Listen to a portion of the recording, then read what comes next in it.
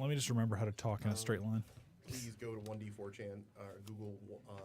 Facebook page? No, No, 1D4chan. 1d4chan.com? on Google. Yep. Which I recommend. It's a wiki well, I was for gonna say 4chan. Google 1D4chan .org. murder hobo. Murder hobo. Just Google that and it'll take you to one a lot because the definition is kind of. I see. Adventurer, yes. All right. Have any problems you can be solved through I will add application that to the of comment. violence. Yeah, please refer to this article. Damn, is Fat Tire good. I don't even like beer, and I like Fat Tire. Epidose.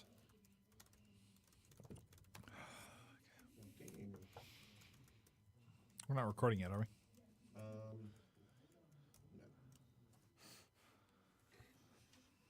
No. No.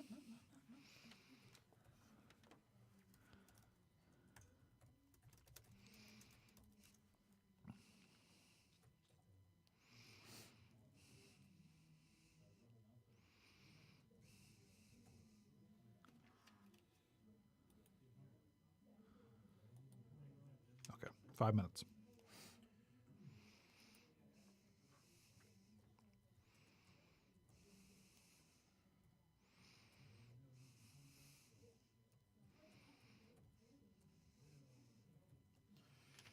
Okay. Later.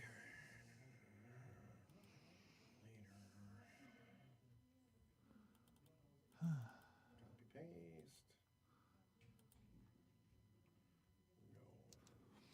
I've keyed in all my friends. And We're live? Excellent. pre-show roll. Welcome to the pre-show, guys. Those of you who are listening. Yeah. All right, everybody, make sure not to say anything embarrassing. No, that comes later. Now is not the time for fear, Dr. Pablo. That comes later.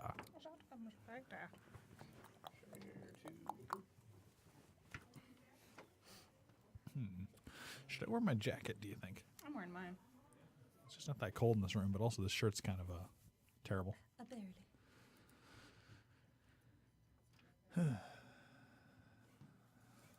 Posting. Excellent.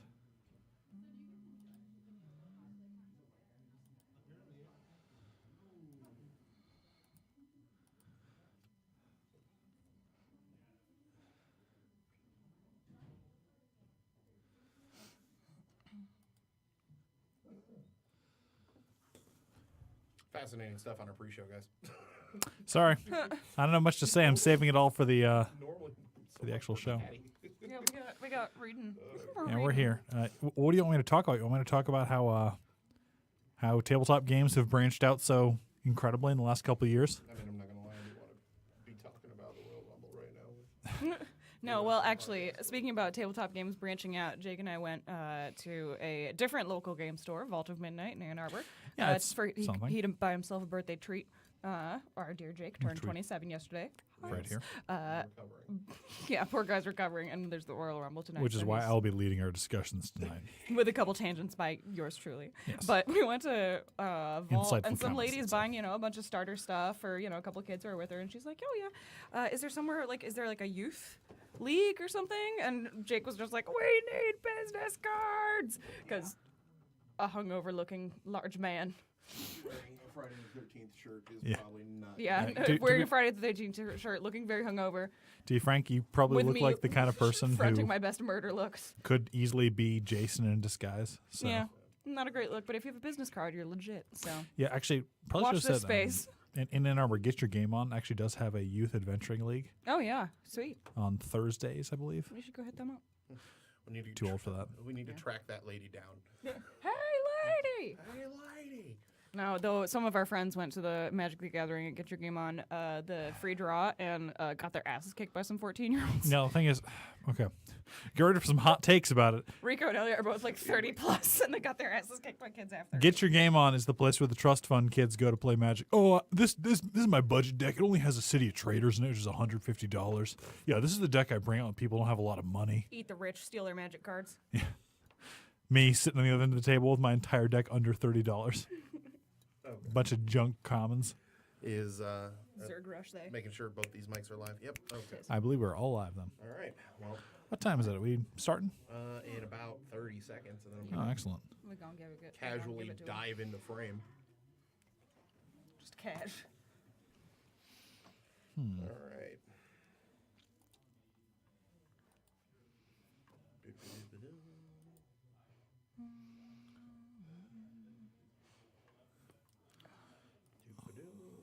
Nick.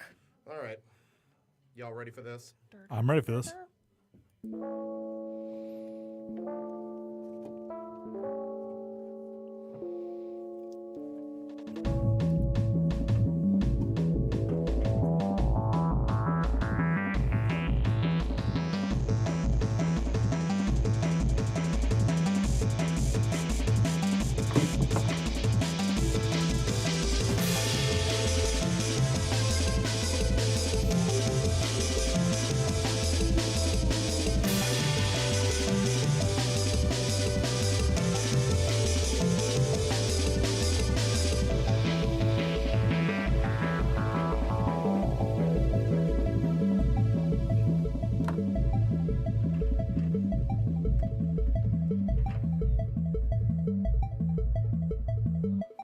Alrighty, everybody. Welcome to 3DM's podcast. It is episode 15, and we're going to be talking about a couple of things that are near and dear to my heart as it relates to D&D, murder hobos, and geopolitics in our new year, new world. So really quick, before we get started, we record out of the Podcast Detroit studios in Royal Oak. If you're in the southeastern Michigan area and you want to start your own podcast, just head on down to Podcast Detroit. It's super easy, super comfortable studios, and they got a bar, which is normally really cool, but I'm on the struggle bus today. So, Our Jake had his golden birthday. He turned 27 on the 27th and is paying for it. Well, yes. He's we almost all- 30, like me. Life is hard. That's why no one Yes, survives. no, life is difficult. So, guys, Yes. this week, casually, just browsing, perusing, doing some, some reading, a little light research for the show, and saw an abnormal amount of posts about murder hobos this week, and I was like, you know what? We're talking about murder hobos. Why not? So, let's launch right into it. Can we get the definition of murder hobo, please, if you will? According to 1D4chan, adventurer is a title given to individuals whose occupation is, obviously, adventuring. They go down into the main article here. Murder hobos is a term used originally pejoratively, but occasionally affectionately, for player characters in RPGs. This term arises due to the fact that most adventuring characters in parties are technically homeless vagrants, generally living on the road and sometimes in temporary accommodation, and the default solution to problems faced by the typical adventurer boils down to killing until the problem is solved or treasure is acquired. This is not wrong. A murder hobo is a character who has no real attachment to the world other than that which can Loot be and attained XP. at the point of a sword. So, This is a perennial problem, quote unquote, for dungeon masters and game masters across the world is what do you do about a player who doesn't care about anything outside of combat and acquiring money? what do you do, Paul? That's a tough question because the problem is that it's not ultimately speaking a bad way to play the game. Disregard Yeah. constabulary, acquire currency. Yes. So the problem is that sorry, I say problem, but I should preface everything I'm about to say by saying that being a murder hobo, quote unquote, is not necessarily a bad thing. Yeah. Many games are best played like that, and Dungeons and Dragons could easily be considered one of them.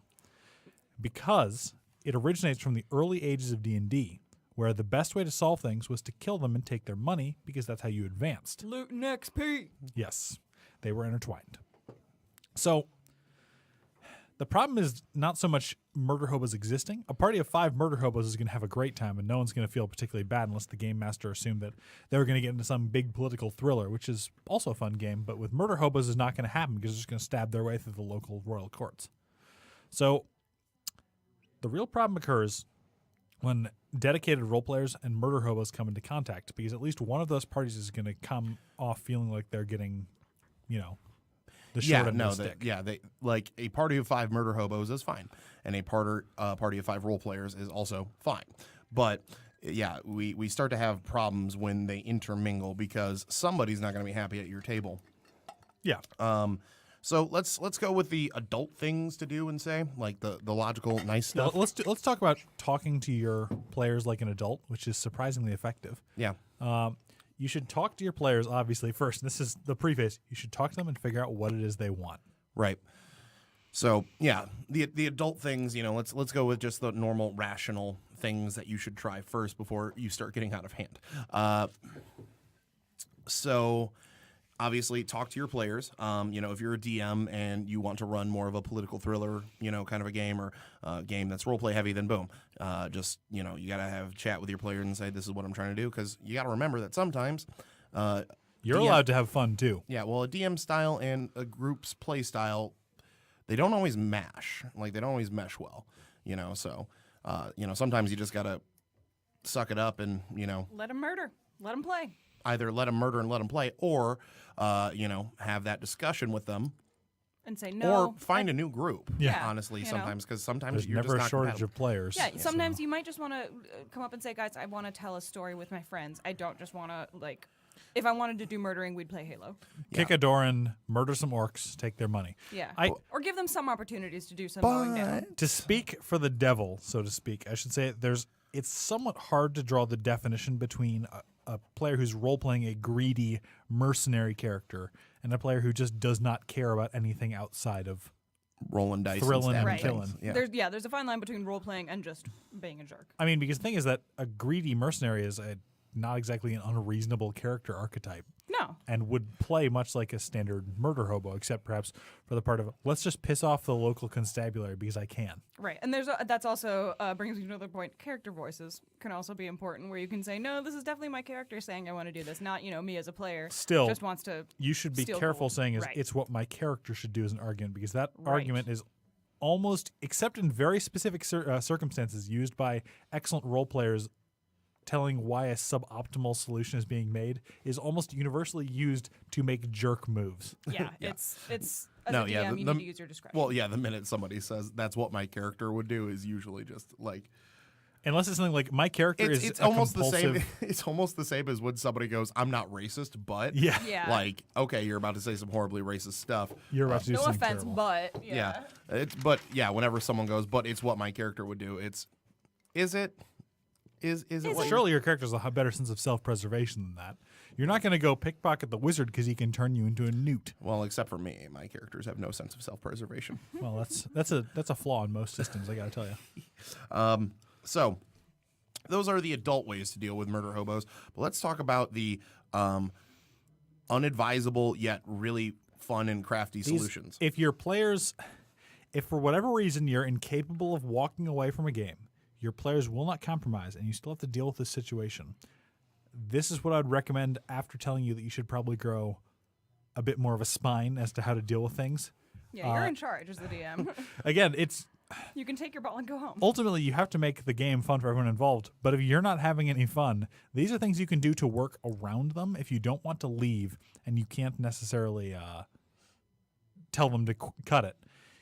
The best way to deal with somebody who isn't completely just rampaging through your setting, but is still being perhaps a bit more trigger happy than you'd like is, well, there's 3 ways you can do it. You can distract them. You can give them things they would like to do and send them off to do them while the party is doing other things. This violates the cardinal sin, of course, of never split the party, but it may be the only way that you can talk to the king without the murder hobo going, I'm going to start going through these guards like a galette. Although if you get to that point, you should probably consider finding a different group. Yeah. Well, I did. Although this does bring to mind, there was a excellent story I saw once of how a DM actually kind of turned the tables on his murder hoboing party. To sum it up briefly, they got to a bridge, and there was a troll at the bridge. And the troll demanded money to cross the bridge because that's what trolls do. And the party, who claimed it, which by the way claimed they were good, after telling the troll they weren't paying twice, then attacked the troll, murdered the troll, and upon looking for loot, discovered all they found was various supplies to maintain the bridge. It was the troll's bridge. He had built it for the town, and it was over a swift, coursing, violent river that. So they just destroyed local infrastructure. They killed local workmen and are going to face up to $2,000 for 10 years in jail. Oh, when the party found out, they apparently felt really bad, and then they buried it, but they gave it a name, even though it already had a name. And Typical chauvinist PCs. the paladin actually pretends it never happened because apparently the paladin was pretty shook by that. In true paladin fashion. Yeah. Woof. So But it's but riffing on that though, that's another decent way to at least everything has a place in the world. interject. Nobody is just something for you to mow through in order to get to the Dark Lord. Yeah. Except for skeletons. Yes, skeletons are. Skeletons deserve to get kicked apart Harryhausen style. With the xylophone sound effect. But that is an effective way to, if you're trying to do your own stuff a little bit as a DM and like the party, again, like you haven't been able to work it out or talk it out or, done the other things, try to put them in positions where, or I wouldn't say try to put them in positions. Make have reasonable, like existing positions where there's not a good answer that can be solved through murder. Yeah. And have logical consequences to their actions. They can't make it. They can't make whatever scheme they're working because unions are being difficult because they feel they're not getting paid enough. They're not just going to go through and butcher the union leaders. Hopefully, Hopefully. I wouldn't put it past some people, but That's what And happened to also, as a Hoffa. GM, you can always kill players. Yeah. I would not recommend Sorry. it. But you can. No, that's a very old Yeah, that's last resort. But yeah. That being said, in old-fashioned games, I would agree with Helen.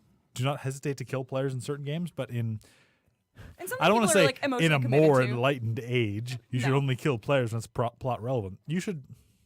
This is going to be a very brief summary of a topic we're going to talk about in the future.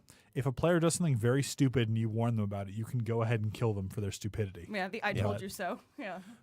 But when it comes to resolving your issues with murder hobos, murder last, like kill their character last, because typically That's not really a solution. That's just going to make them angry. yeah, Yeah, kill last, ask questions you're gonna make them mad, and B, like they're just gonna go from playing a murder hobo rogue to a murder hobo sorcerer. So, you're not really gonna fix much. Have conversations with your players. Be an adult.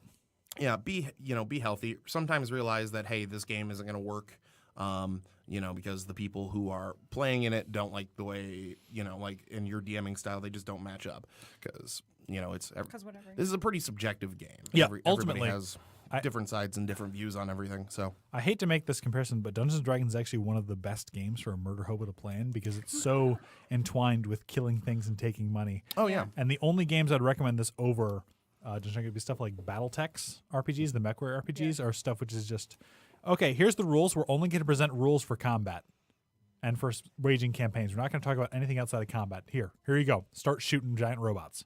Done. Dungeons & Dragons is slightly better for that because it's, let's be real, the game is mostly about acquiring loot and experience. Yeah. Now that the magic item mart doesn't exist anymore, the money doesn't provide as much of a result. But I mean, how else are you going to go on a week-long bender where you just get as drunk as possible every single waking minute of the day like most adventurers probably do? yeah. And one other thing one other facet of how murder hobos kind of happen in D&D, XP also has a large part to play in it. Yes. That's a solution we didn't discuss. You should give a good way is, I'm sure Jake is about to mention this, you can give players equal experience points for resolving a situation non-violently. Yeah. This is a problem that many games have, is that you can get more experience by just slaughtering your way through everything. But honestly, my personal solution, which I do all the time, is if you solve a situation without using violence, you get just as many experience points as you would if you had just killed them. Yeah. And that encourages you to not risk your life in situations you don't need to. Where you always feel you got to stab. It's not like, oh, there's a troll. You know what we should do? We should just stab him. Maybe we should talk through it instead. Yeah. I also find that because I basically did away with XP about a year and a half ago. You just say, you've leveled now. Yeah, it's not necessarily a bad choice. It's not how D&D is supposed to work, but it does work still. It has But also make sure everyone levels at the same time. yes. Well, it has helped in some regards. There's still times where having XP would be more helpful, but at the same time, it's made people quit doing things just, basically doing it for the Vine, RIP Vine. Like I'm going to do this ridiculous thing and try to get XP for it. Right.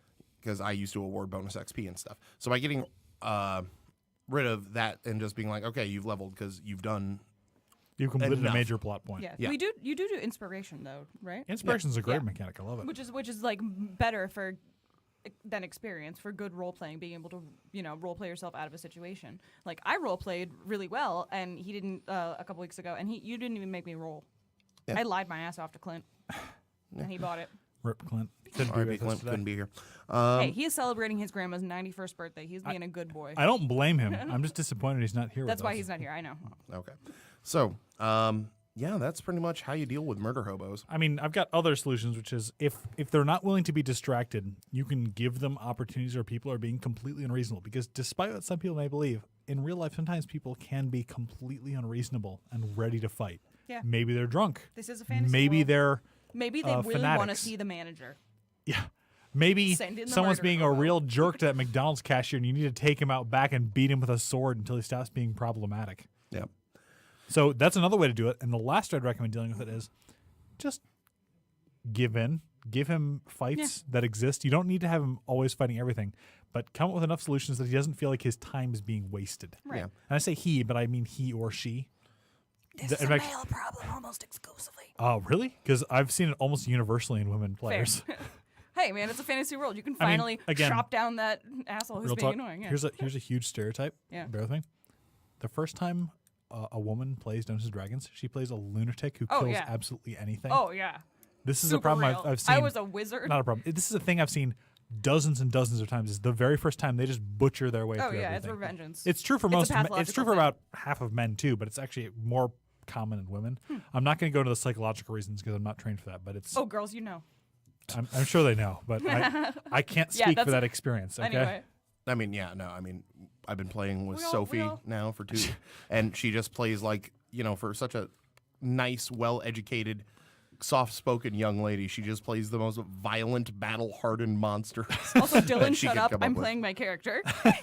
That is not true. Sophie, you're a great player. I love you. Okay, so that's murder hobos, and now on that's a to pirate yeah, In a non-romantic way, obviously. yeah. So before we move on to talking about geopolitics, we're gonna plug the show really quick. We're gonna plug our giveaway. We are doing a giveaway. Once we get to 500 likes on Facebook, on our Facebook page, we are gonna give away 2 Dungeons and Dragons books. 1 to 2 people. Yep, I 1 should to say. 2 people. Yep. And non-special editions. But we're willing to sign anything we send out to you if for some reason you want that. Yeah. So head over to our Facebook page if you're new watching the show. Head over to our Facebook page. Give us a like. I noticed we have more follows than likes. They're not the same thing. Well, Yeah. I mean, We like still follows, like but- follows anyway, but If you want to win a book, like us. it costs you 1 click. So And also, just found out last week that we can be found individually on iTunes now. So if you want to listen to our backlog of stuff, you can actually find our podcast on iTunes, and we have our show on SoundCloud as well, and a couple other places. But I'm still on the struggle bus today, so just bear with me. And on Podcast Detroit's website, our recording home site. Yeah. PodcastDetroit.com. Yeah, so Yes. all that stuff. Yeah, but go like our page. We want to give people books. Give us that thumbs up. Yeah. So, moving on. It is the last week of on a lighter topic, New Year, New World. I don't know. I love murder hobos. We're on the last week of January. We're doing New Year, New World. we're not really done, but we've finished talking about everything that really needs to be talked about except for this last Yeah, topic. for creating a setting, and this is geopolitics, which Oh, Nacho, thanks for linking us on SoundCloud there. which Which is my favorite. Geopolitics Yeah. is an interesting topic to anyone who's not studies it necessarily. Anyone who's learned remotely anything about history inevitably learns that people don't exist in a vacuum. Oh, and that yeah. everyone interacts with everyone else for various reasons. And we're going to talk about this extremely wide, all-encompassing, and diversive topic right now. Yeah. Paul and I are going to spell Jake. And we yeah, gonna go it's off. So I mean, it's like you could literally talk about the ins and outs of geopolitics and use examples. This is a class that, this is an entire course in college. For Yeah, so example. we're just we're gonna- going to fit into an hour. We're gonna try. Yeah, we're gonna try to cram it into about 45 minutes here. So geopolitics in your fantasy setting. Again, when you're doing stuff, if you're not running adventures from a book and you have your own homebrew setting. There's nothing wrong with running adventures from a book, by the way. Seriously. It's saves much you a like lot of trouble. instead of telling a story to your kids, you read a book. Like both of them are completely valid. Yeah. when it comes to making your world, though, feel like it's lived in, feel like it's, it's actually a place that exists, geopolitics is very important in that because it helps shape identities, people, places, and it And sets up plots. The what, when, where, why, and how. Thank you. you. So, from the top down, in fantasy settings, there is a discussion we had in the car was there is a typical, like, everything is very rigid in a lot of poorly done fantasy settings, like country X hates country Y just because they're right next to each other and they have to hate each other.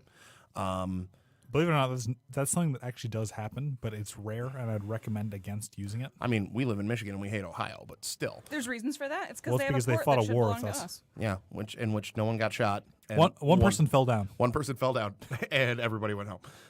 Best war ever. But when we got the UP, so get wrecked, Ohio. Also, Sorry, You got Wisconsin. Toledo. Sucks to be you. we got to call ourselves the Great Lakes State, and you don't. But yeah, there's lots of reasons why. There are plenty of reasons why countries hate each other. Oh yeah, so Paul and I are going to go through some interesting historical examples. Would you Very like to go briefly. first, or shall I? You go first. Why not? Okay. Also, here are. Oh my god, I packed them. No. Here are my time cards. Excellent. I'm going to give myself. Can I give myself 5 Where's the minutes? bell? Here it is. No, we got the bell. Just Okay.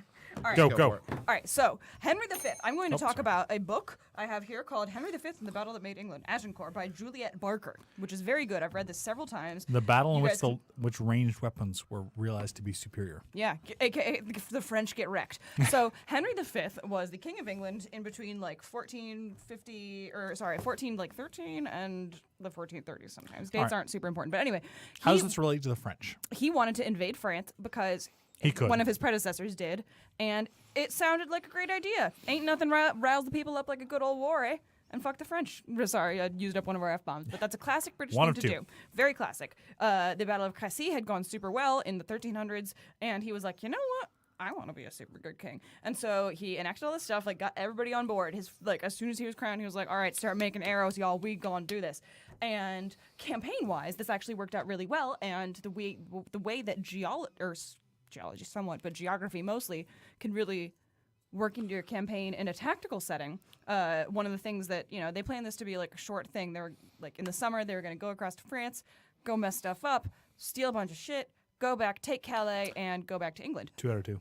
That's Sorry. all for our. Sorry, swears. I just get excited. That's all for our Sorry. session today. Sorry, guys. But anyway, they were like, okay, let's go to Harfleur first. And the French unstopped their dams. They flooded the region, and then the English all got dysentery. So that's the sort of thing you need to think about. You Well, ran out of mans because you all got sick. let's remind everyone.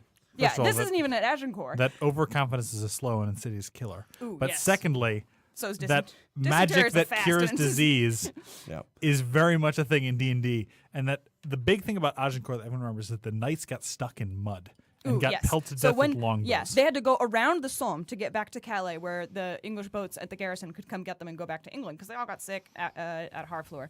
And thanks, Jake. And so they wound up in this valley. First of all, the English got to pick their battle site. If you get to pick your battle site, You're going to lose. Well, I mean, the enemy's going to lose. You're going yeah, to win. exactly. You're going to win. And this all worked. The key thing is that the English had a great king who was very smart, young, and very experienced. Henry V had actually, this is my favorite gruesome fact about Henry V. He is the only English monarch to be displayed in profile on his or her official portrait, because when he was 16 years old at a battle in the north of England, he took an arrow straight to the face. Ooh, rough. And had to be like, no, you kind of should come sit down. And he's like, I'm ready to fight. And they're all like, please sit down. And they managed to get it out of him. And he lived to be 40 some, which was all right. But he had an ugly side to stand him with the opposite. But anyway, let's take a step back here. archers. How does this have to do with the French? I don't French. mean to interrupt, but we just Sorry. talked about Henry V his- for 2 minutes. Sorry. We get it. He's a babe. Yeah, he's my crush. But his grandfather had a claim to France, and he thought he did too. And this way, he could control Western Europe, get more into the continent because they were being ignored due to schemes on the continent by the Holy Roman Emperor. It's all very complicated. Or something. Again, this Agincourt was not the decisive battle. No, it was not. But it was definitely a big It one. made a big deal because it seemed a lot bigger than it was. It was the end of melee combat, anyway, so to speak. Jake's giving me the red card here, but can I please get to our point just because I feel Yes. like I rambled Yes, on. I'm just sorry. please. So they wound up in a valley. The English had all these archers. Most of their heavy cavalrymen had died of dysentery or had to be invalided home. And what they did was they took their spikes, they put them into the ground, like these big wooden pikes, and put the archers behind, and they were in like this wooded valley where it's like a meadow in the middle and trees and hills on either side. The French, meanwhile, the big problem about this is that they were not organized. Yeah, the knights wanted to go ahead and win all the glory. Yes, the prince, or the king, and the dauphin, his oldest son, both did not show up. And then all the nobles who did show up were fighting with each other about stuff. Who gets to charge first? Yeah, who gets to charge first? Who is in charge of what? Random infighting. Even though they managed to put all their random infighting aside and take care of this English problem, which the English had gone on chevauché and been like, ransacking towns and so on. But they were all wearing heavy plate armor. Their Genoese crossbowmen were like, this is dumb, and bounced.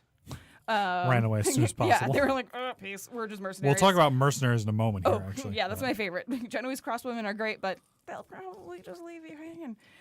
And then all the French in their plate armor and horses in this muddy field decided we're going to charge straight at those Spikes. shooty This is going to work boys. great. Watch. Yeah, this is going to work great. And they got butchered in mud Yeah, by longbows. a hail of the term a hail of arrows or arrows like a black cloud comes actually from a monk's account of this battle from hiding in the baggage train, the English baggage train.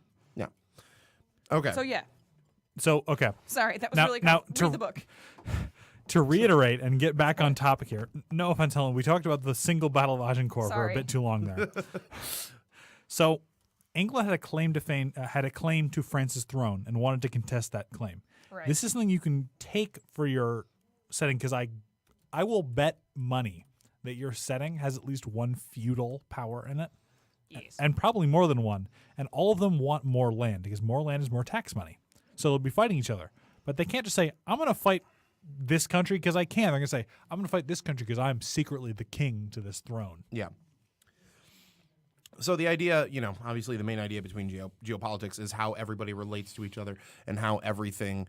Everyone is searching for power. Everybody so is, to speak. combination of everybody searching for power and how everybody relates and how everybody allies themselves.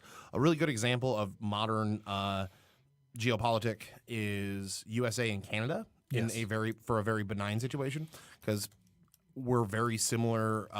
Cultures, so to speak. Very similar cultures, very similar. Northern United States and Canada, anyway. Yeah. Very similar geography-wise, for the northern half of the United States. There's a lot in common, but culturally, we are vastly different. Oh, yes. We don't like Tim Hortons down here in the United States. Sorry, guys. That's the biggest one we don't like. Hey, I will ride or die for Timmy's. Okay, well, Timmy's saved my life once. Well, in that case, you're 1 of 10. Sorry. There's a combination Secret Timmy's and Wendy's over in Canadian. Ipsy. It's great. you're a secret Canadian. But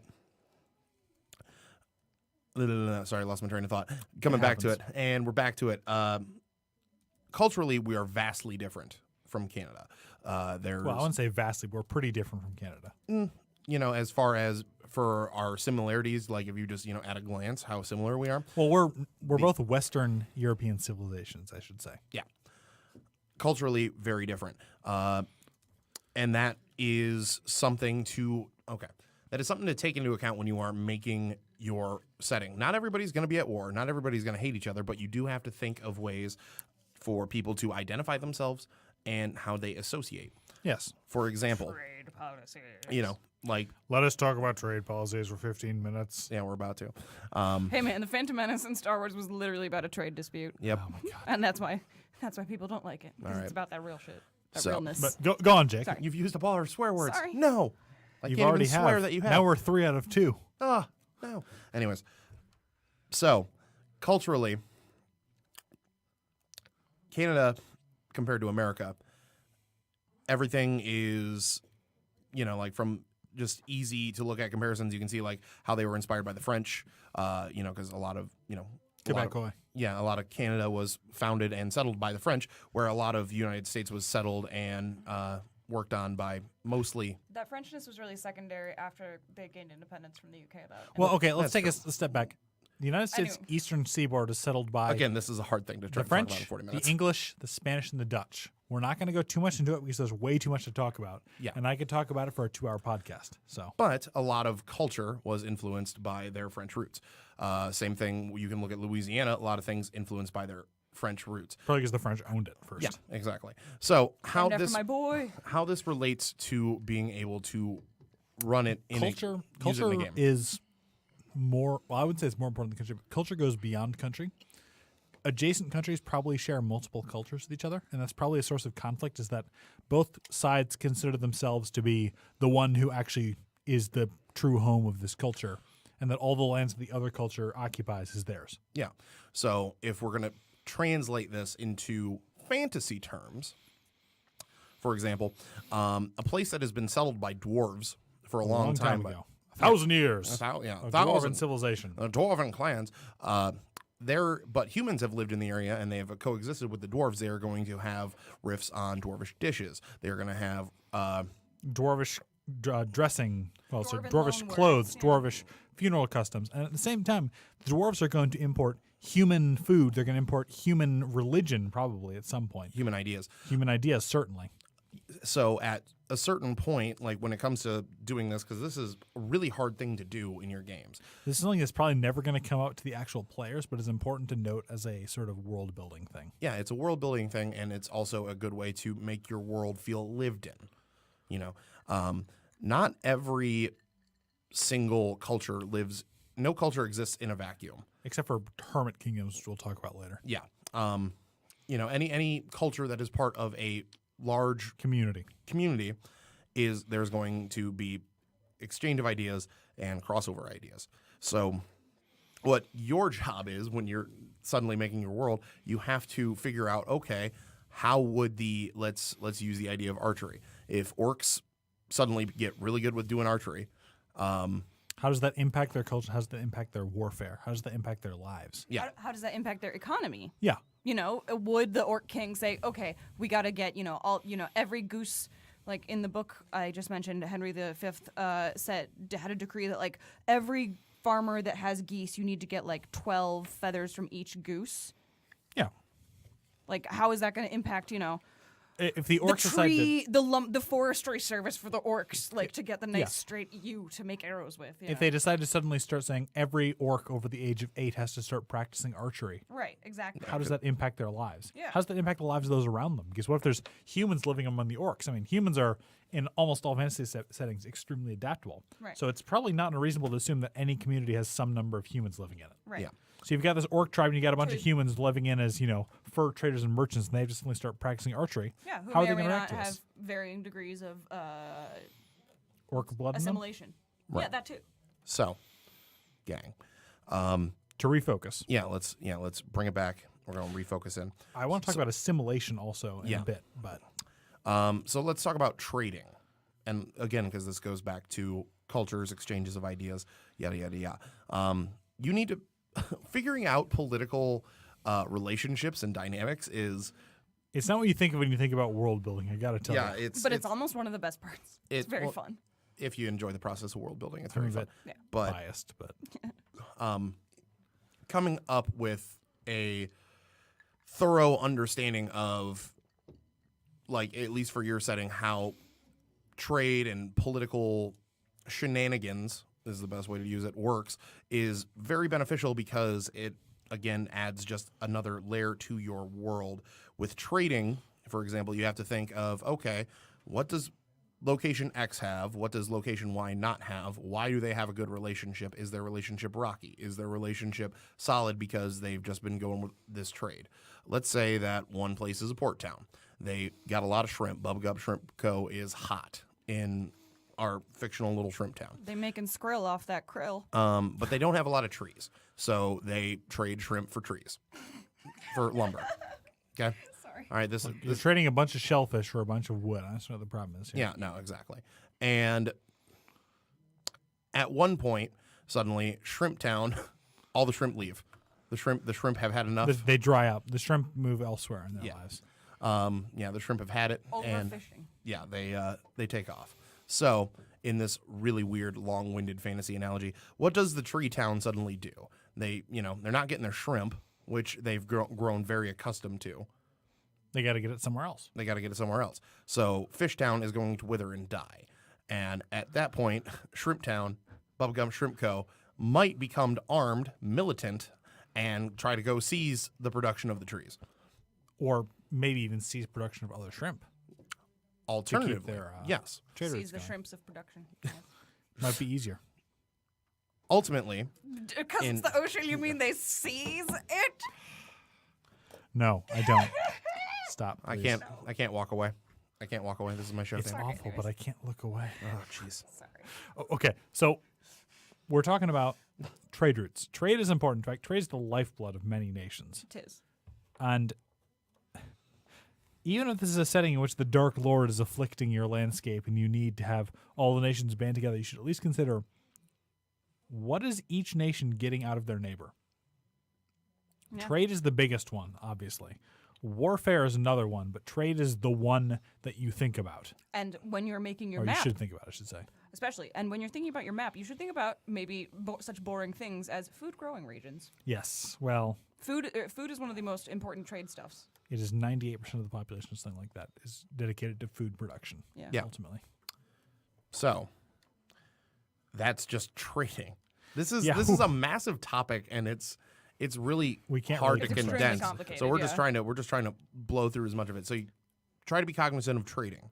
Try to be cognizant of sharing cultures. It's why things are in the region that your PCs can buy. There is always a good reason for why things are happening. You just have to explain a little bit better. And it, again, I'm sounding like a broken record here, but it makes your world feel more lived in if you can just Rattle it briefly, off the top of your head. yeah, briefly explain why things are happening other than, like, why is this war happening? Why is Shrimp Town suddenly outside of Tree Town ready to burn down Tree Town? But then they're not going to get any lumber. Why could they do that? Because you could just say, oh, they're dicks and they're here to burn down the town. Or you can go, well, Forest Town has made us a better offer. yeah. You've become a liability. Yeah, exactly. This violent Shrimp Town. People don't usually go to war for no reason. I mean, some people do. In fact, orcs are probably a good reason as to why that would happen. But They There's- would figure out a good reason for it Yeah. because it's what we do. It's because it's traditional. You know? why wars happen is, again, I'm sounding like a broken record to myself, but it's complicated. There's Yeah. a lot of stuff going on.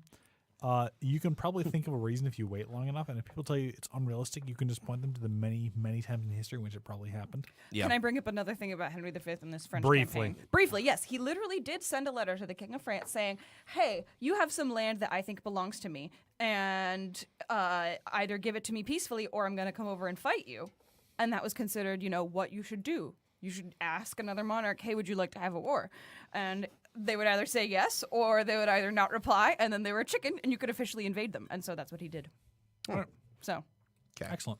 No more you don't Henry need to V use the today. sorry. We've No more. talked enough about Henry V. I I think. didn't know. Okay, we're going to add it just in post that the show is also secretly about Henry V. Oh, yes. So, yeah, let's talk about war, and let's just try to get war right. One thing you should. I'm going to start this weighty topic off with a thing we should note is that the availability of magic in Dungeons and Dragons makes war vastly different than it was in medieval warfare. Oh, boy. For you to make a sort of this is a medieval war happening right now thing happening without acknowledging that something like 1 in 100 people are a cleric or a sorcerer or a wizard Yeah. is, I'm not going to say unrealistic, but sort of, what are they doing? Right. Part of the reason why Jake says I'm cut off from talking about Henry V is because, honestly, history can only get you so far. Yeah. Dungeons and Dragons has dragons. Yeah, by the Magic. point which you get, hold on, I'm just going to create food out of nothing. Yeah, that's a second level spell. I'm just going to do it as many times as I want. Let me Yeah. just feed this army while we're marching through a desert. That's a huge change. Like right there. If they couldn't do anything else magical, that would completely reshape warfare to not rely on when food is happening. Yeah. This is where, with war and with writing in general, things can get a little tricky because magic does obviously solve a lot of the problems that you would normally go to war for. For example, our crops are bad, so we need to go invade somewhere else to get their land because you we can- can't grow land. But You, you can have get an earth elemental to make the soil. you good. talk Or to water yeah, you elemental. just Yeah, talk or to a it. water elemental. Yeah. Well, apparently, according to Jeremy Crawford, they don't produce the things; they're monsters.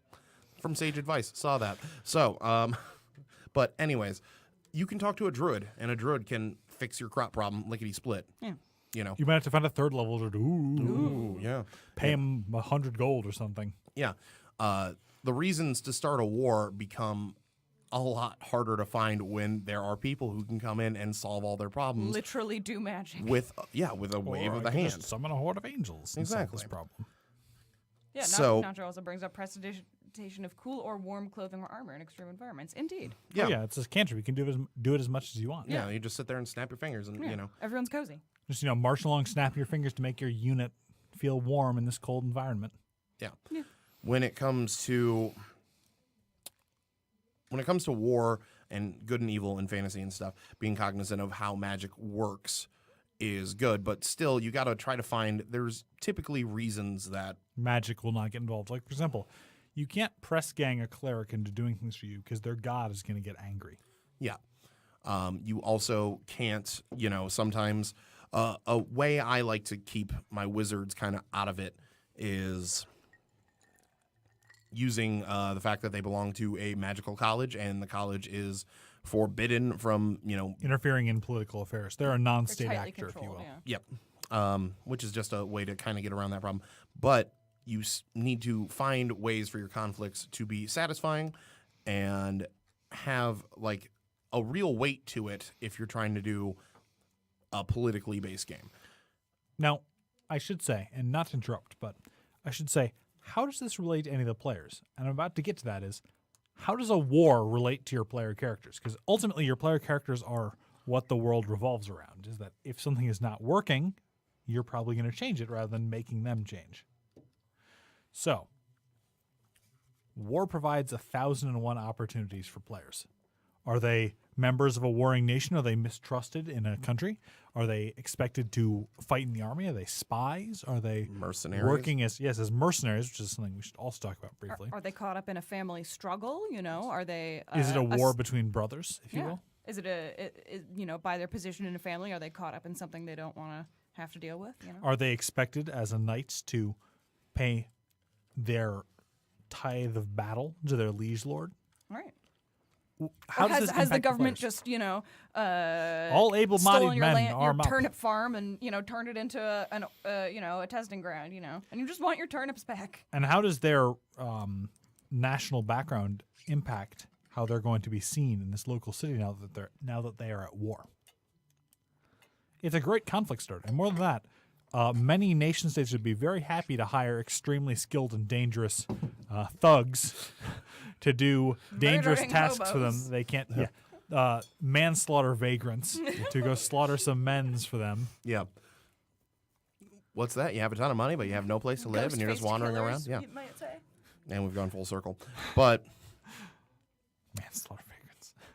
war, yeah, having a decent setup for war and political interaction gives just so many layers of depth.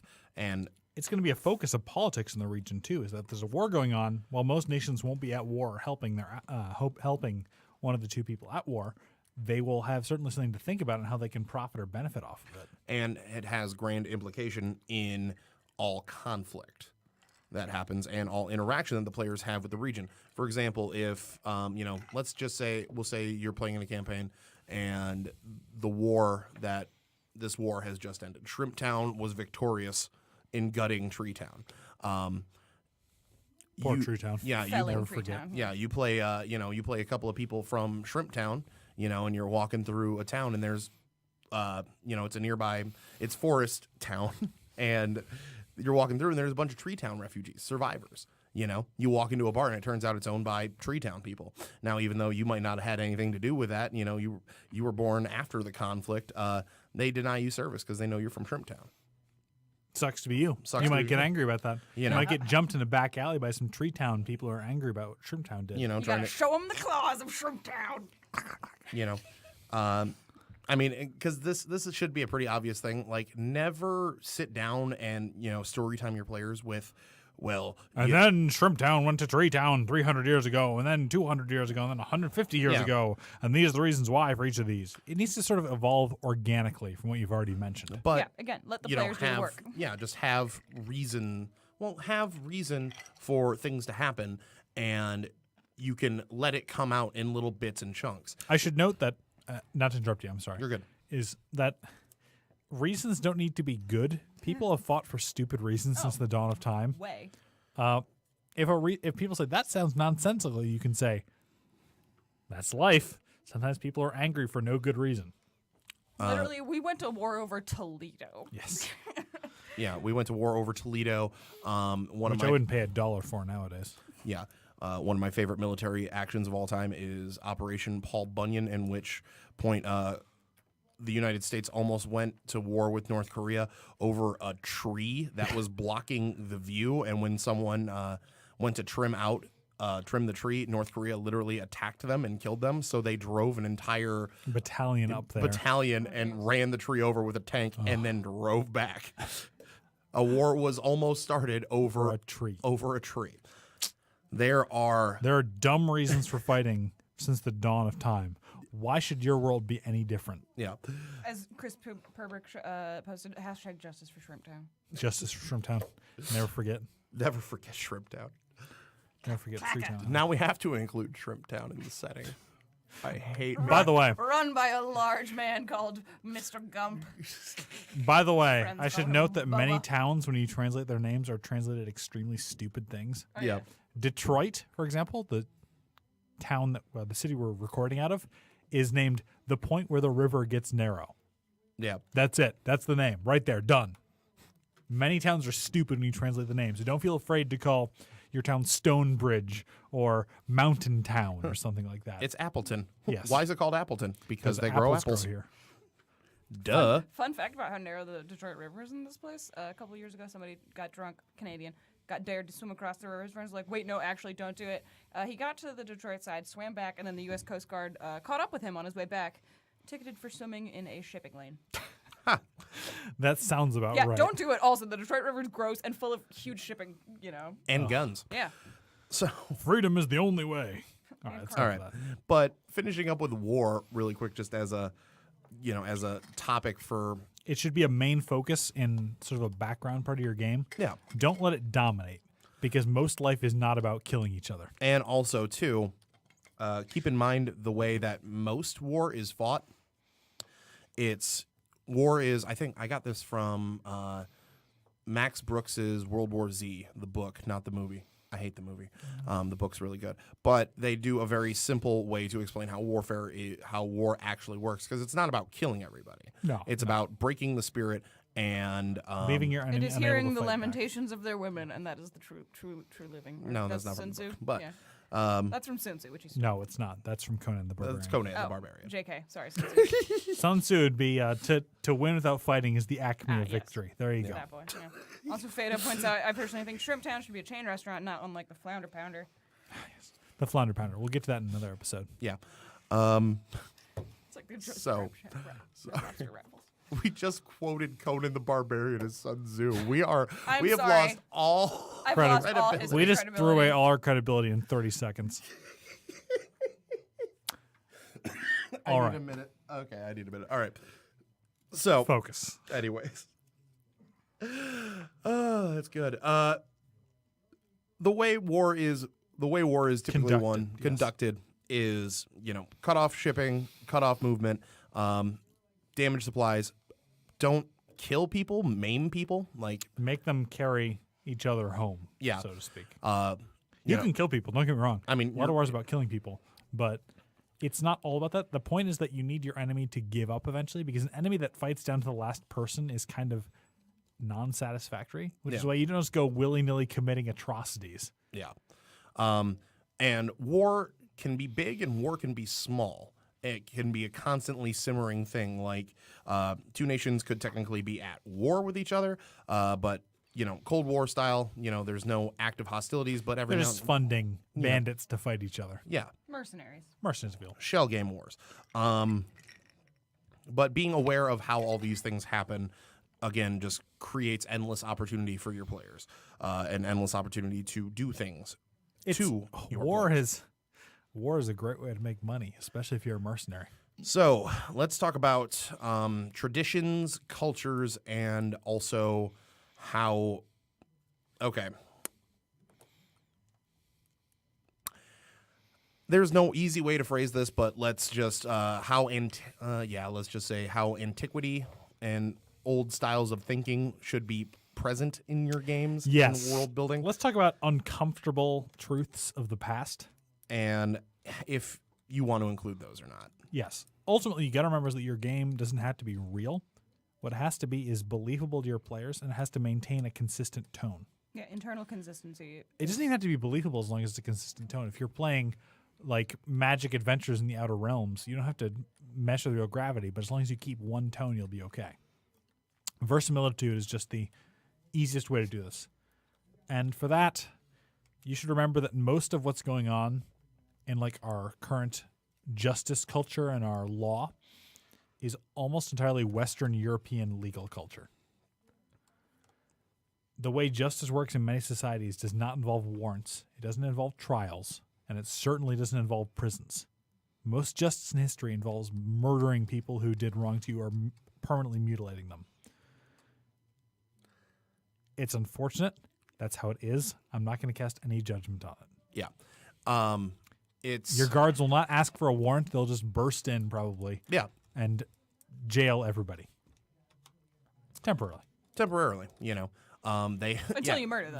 They won't they will have no qualms about not using excessive force. Yeah, they'll be like, oh, fair enough if you murdered us. So. They're They'll not, just beat you horrendously. yeah, you're not going to be able to go complain to the captain of the guard and go, Excuse me, I'd like he to hurt lodge my a friend. complaint. You're not going to be able to sue for that. Like it's little details like that though, just to kind of remind, a lot of people just usually think the guards are, a joke. Like they think of them like the guards in Skyrim and stuff. Like, oh, you're going to say I took an arrow to the knee and here I did something wrong. Here's a bunch of money and just make my problems go away.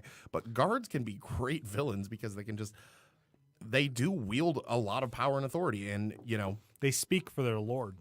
we try not to get political here on the show, but there is currently, in America, there is a multifaceted, multi-sided debate on our police system and our justice system. That is a really good transitional topic that you can put into your game and use the guards for, because if you think that there's problems with our justice system now, I'm pretty sure if we were to all jump back in time, We would much rather take them over guards from, say, 1400 England. yeah, Who are just going to jail you for no reason because they can and take your money. exactly. But you've got a sword too. It's true. They might try to restrict your usage of swords. True. But Which is why you have a And- wizard. let's take a step back. Is So more than that, but that's just guards. what many nations will consider acceptable is not what you as a person may consider acceptable. Slavery is a big one, is that every nation all the way throughout history has used slaves, and pretending it's something that only the West did is disingenuous. Yeah, it's It's we finally omnipresent until the 1700s, Yeah. shall we say. it's throughout history, and you can also say indentured servitude. You could also throw in like Egypt's working class, because they technically weren't slaves; they were paid for the thing, but they also had no social advancement whatsoever. Yeah. They were They're stuck there. they were stuck being workers no matter what. There's no upwards mobility outside of becoming a slaughter vagrant. Yeah.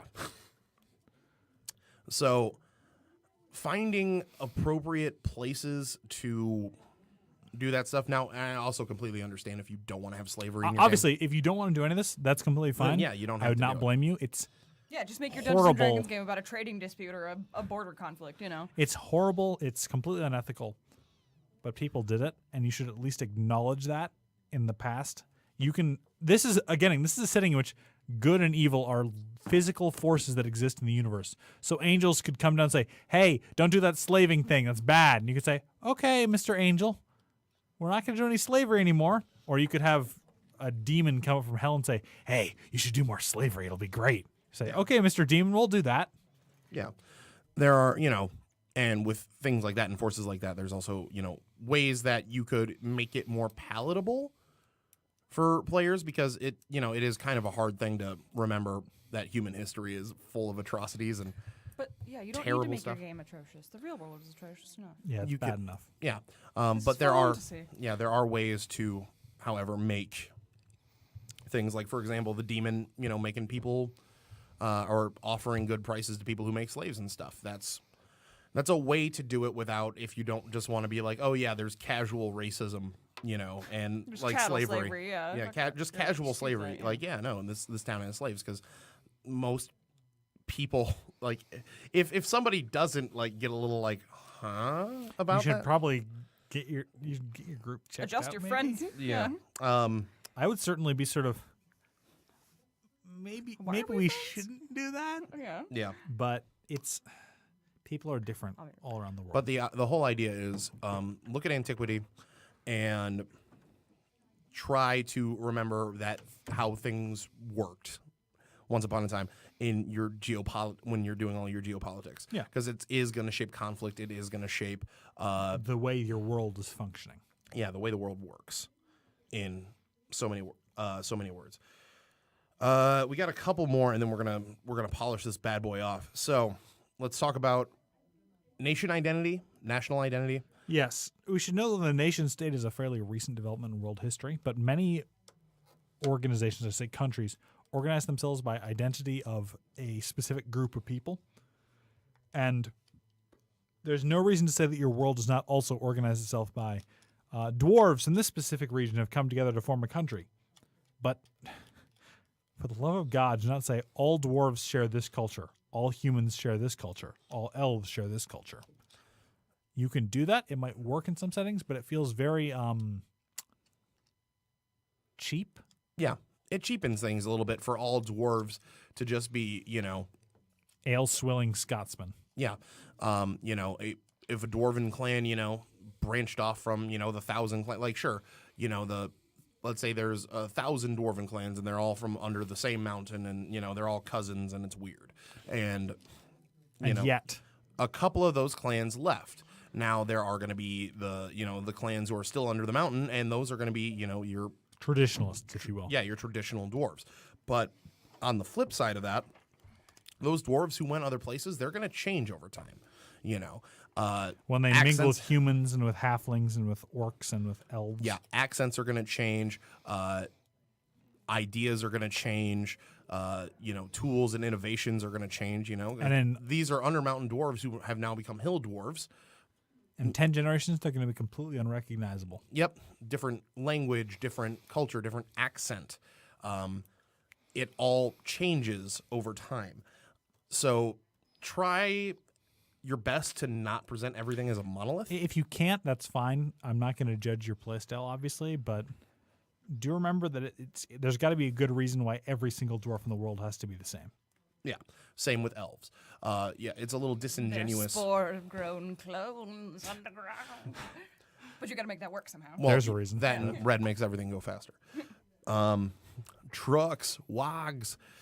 Sorry, I love 40K orcs. They're so good. So good. I will They're not so say my different, so favorite good. quote because I've used up enough of our sources. Yeah.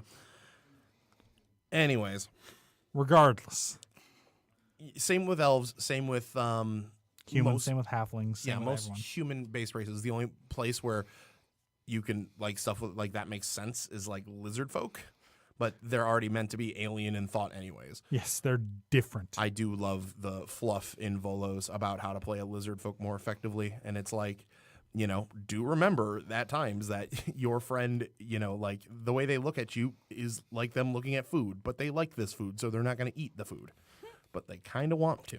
Watch out. Yeah. He's going to get you. He's going to get you.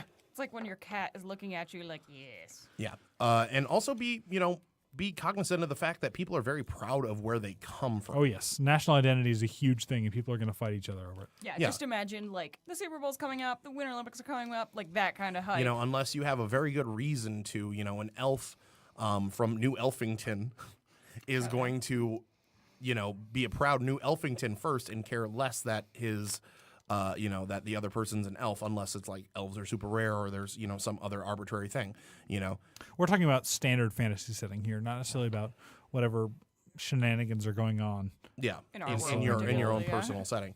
Obviously, keep that in mind. We're talking about generic fantasy here. Yeah. If there's an elf from New Elfington, he's going to, and some elf from Old Elfington says something, he's going to lay the smack down because he's proud of where he's from. Yeah. Elf side. Most people are not ashamed of their heritage. Yeah. mixed, Unless there's a good reason. and mixed communities like this and stuff, they're going to care more about where the community actually is than about typical offenses, unless it's, something different in your setting. Yeah. But that's the long and short of individual national identity. Just trying to Remember that keep at the in end, mind. people are going to be more concerned about stuff that comes where they live rather than their ancient identity. Yeah. Yeah. What's more relevant to their Obviously, everyday except in life. specific cases. But Yeah, if you're like an immortal cleric of some immortal deity, sure. But yeah, it's what's more relevant to you and your players' everyday lives. And last but not least, let's polish off this trucking through geopolitics. oh, this was certainly an This experience. is a nice road trucking. Let's talk about good and evil real quick. And How does good and evil affect your world? yeah, how does morality play? And how does morality Or like work? how do deities Real world, step the in? real world has the problem that things are not so clear cut, in that what every religion dictates as their own personal morality, what every country says is good or bad, are different things. In Dungeons and Dragons, like the gods can literally come down and say, "Hey, this is good, this is evil. Do this, don't do that." Or, "Hey, you're evil now. This is what you're going to do because you're a jerk." Yeah, it's It certainly leads to a sort of world where personal accountability is probably far less. yeah, it's strange too to consider, because again, we live in a world where there could be a god, there couldn't be a god. We're not going to get into that. We're not going to get into that whole thing, but it's like there's a lot of unknowns in a lot of fantasy settings and like the base, D&D stuff. Like there are gods. They're right there. You can go call them up. Yeah, you can go call them up. You can ask one to make you light in your hand, or fire, it's real chill. That affects certain morality. Like if you know that if you have actual proof that there is a divine being, suddenly you're gonna be walking the straight and narrow. If we're gonna Yeah, use if just they're the gonna literally come say, down and "Hey, literally dope slap you. You're going to go to super hell if you disobey me. Yeah. yeah, You're going to obey them. yeah, it makes There are consequences that are very real. It should also note that in a sort of worse sense, you can say, "Hey, these orcs are evil. You don't have to feel bad about killing them." That's the way genocides get started. Right. Yeah. So yeah, you need to. That's why having a pantheon of gods. well. Also, too, when it comes to the idea of good and evil, I mean that's ultimately why I dislike the idea of just monolithic races. Orcs are, for example, orcs are just evil. Not very nuanced. It's Dwarves are Scotsmen who live yeah, underground dwarves are and Scotsmen who swar- get drunk. swill- Elves are pretentious and snobby all the time. Prettiest. You need to. Yes, I just did there's quote very secret diaries. yeah, there's interchange. There's gonna be orcs who ran into we're gonna use Shrimp Town again. They were able to work and live in Shrimp Town. It was a much better life for them than marauding and murder killing They have a very and fine thrilling and shrimp killing. boat. It turns out that sort of lifestyle is pretty rough. Yeah, it turns out that being a marauder for your entire existence sucks. But when you're marauding only shrimp, you get to eat gumbo. Yeah, you get to eat gumbo all the time. There are going to be outsiders in every community, but they eventually will get accepted through work and additions. It may take generations, but it'll happen. It takes time. When it comes to good and evil in D&D, the only things that are ever absolutes in terms of evil are demons. Anything that is made out of perfectly pure outsiders, the only things that are Stuff that always takes radiant damage. evil are always good. Yeah. Demons are evil. Angels are good. Yep. For everything else, it's kind of a mess. That's about that. When it comes to using it in your game, though, do try to be cognizant of the fact that unless there's like a very specific reason, like a lot of people hate the fact that they made gnolls based on a demon now in 5th edition. I actually like it because It explains why they're such it jerks explains all the time. why they're jerks all the time. Right. They're literally bound to the blood of a gnoll demon. Yagnu or something. Yeah, Yeah, I they're think so. literally even. They're not just mad. They're not just mean. Yeah. They're just crazy. It at least explains that away Right. because gnolls used to be a civilization. Yeah, it gives it an in-context explanation for the. I'm still not big on it because it's like I would like my gnolls to be talked to, but I kind of make my gnolls like Wendigos. They're unintelligent and they're just Murderers. murderer. Yeah, they just walk around and kill until they get killed. But let's wrap this up. Yeah, wrapping up. Geez. Okay, going. We talked about a lot today. Yeah. Thank you for bearing with us. I believe, however, that is pretty much the end of our New Year, New World segment, unless you have something you specifically need to talk about next week. So yeah, a big exciting thing with that is we're going to compile all of our notes. It's going to take us about a month probably to do, and look for some artwork. But we are going to publish this bad boy. It's going to take us about a month or two to get everything like together and done in a presentable, neat fashion. But in about a month and a half or so, hopefully we'll be able to throw this bad boy on the DMs Guild. And also on our website for Of course. or a link to it on our website, which will hopefully be up and running officially soon. Not just our Facebook Just page. waiting hope. on graphic arts. Just Still. My ancient copy of Adobe Illustrator has Yeah. been hating it. But all said, all right. I think we've said everything we want to say. Yep. So one last time, we're doing a giveaway. Thanks everybody for watching. Go like our Facebook page. Once we get to 500 likes, we're going to give away 2 books, 1 book to 2 people. A book of your choice. Book of your choice. No special editions because obviously we're not going to go eBay for 3 years trying to get try to make it affordable for us. So head over to our Facebook page. Give us a like if you enjoyed the content. Sorry it was a little scatterbrained this week, but we did. We had some shenanigans going on. There was a bit of celebrating yesterday. We probably shouldn't have gotten so drunk before the most dense talk. Yeah, the most content dense and I will put a drunk history of the Battle of Agincourt on our website for Patreon content at some point, and then Jake will not interrupt me to say I'm running out of time. well, I mean, I have feelings. we'll talk about that later. We'll talk about Henry V, but okay. The Bourbon House completely dissolved. That's it. All right, we're done. We're done for the day. All right, I'm Jake. Thank you for attending, guys. I'm Paul. I'm Helen, and I'm sorry. This is the 3DMs podcast. Signing off. Wait for it. Fear not, ranger, barbarian, magician, thief, cavalier, and acrobat. Who was that? That was Venger, the force of evil. I am Dungeon Master, your guide in the realm of Dungeons and Dragons. And that's how you play Dungeons and Dragons.